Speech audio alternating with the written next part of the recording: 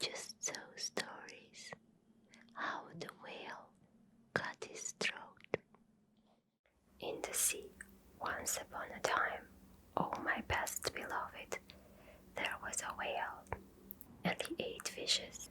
He ate the starfish, and the goldfish, and the crab, and the dab, and the plaice, and the dace, and the skate, and his mate, and the mackerel, and the pickerel, and the really eel. All the fishes he could find in all the sea he ate with his mouth, so till at last there was only one small fish left in all the sea, and he was a small stewed fish, and he swam a little behind the whale's right ear, so as to be out of harm's way. Then the whale stood up on his tail and said, "I'm hungry," and the small stewed fish said in a small stewed voice, "Noble and generous cetacean, have you ever tasted man?" "No," said the whale. "What is it like?"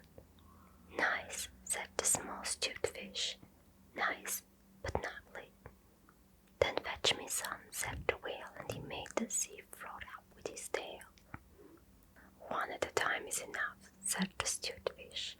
"If you swim to latitude 50 north, longitude 40 west, that is magic. You will find sitting on a raft in the middle of the sea, with nothing on but a pair of blue canvas breeches, a pair of suspenders. You must not forget the suspenders, best beloved, and the jackknife. One shipwrecked mariner, who it is only fair to tell you is a man of infinite resource and sagacity." So the whale swam and swam to latitude 50 north, longitude 40 west, as fast as he could swim, and on a raft in the middle of the sea, with nothing to wear except a pair of blue canvas breeches, a pair of suspenders. You must particularly remember the suspenders, best beloved, and a jackknife. He found one single, solitary shipwrecked mariner trailing his toes in the water. He had his mummy's leave to paddle, or else he would never have done it, because he was a man of infinite resource and sagacity.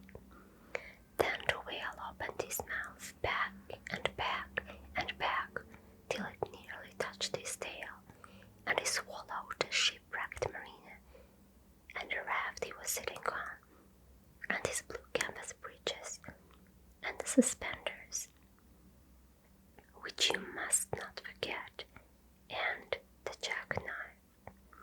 He swallowed them all down his warm, dark inside cupboards, and then he smacked his lips, so, and turned round 3 times on his tail.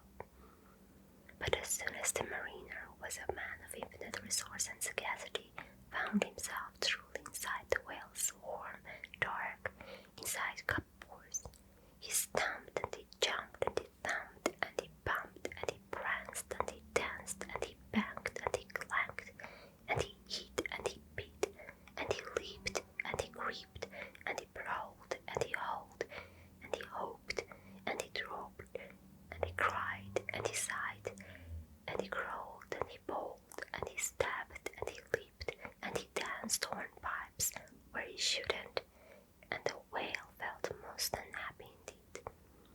"Have you forgotten the suspenders?" So he said to the stewed fish, "This man is very nubbly, and besides he is making me cough. What shall I do?" "Tell him to come out," said the stewed fish. So the whale called down his own throat to the shipwrecked mariner, "Come out and behave yourself. I've got the hiccoughs." "Nay," said the mariner, "not so, but far otherwise. Take me to my natal shore and the white cliffs of Albion, and I'll think about it." And he began to dance more than ever. "You had better take him home," said the stewed fish to the whale. "I ought to have warned you that he is a man of infinite resource and sagacity." So the whale swam and swam and swam with both flippers and his tail as hard as he could for the hiccoughs, and at last he saw the mariner mariners nettled shore and the white cliffs of Albion, and he rushed halfway up the beach and opened his mouth wide and wide and wide and said, "Change here for the Winchester, Ashlot, Nashua, Keene, and Stadiums of Fitchbrook Road." And just as he said Fitch, the mariner walked out of his mouth. But while the whale had been swimming, the mariner, who was indeed a person of infinite resource and sagacity, had taken his jackknife and cut up the raft into a little square, getting all running crisscross, and he had tied it firm with his suspenders. Now you know why you were not to forget the suspenders. And he dragged that grating good and tied into the whale's throat, and there it stuck. Then he recited the following sloka, which, as you have not heard it, I will now proceed to relate. By means of grating, I have stopped raiding. For the mariner, he was also a Hibernian, and he stepped out on the shingle and went home to his mother, who had given him leave trailed to his toes in the water, and he married and lived happily ever afterward. So did the whale, but from that day on, the grating in his throat, which he could neither cough up nor swallow down, prevented him eating anything except very, very small fish. And that is the reason why whales nowadays never eat men or boys or little girls.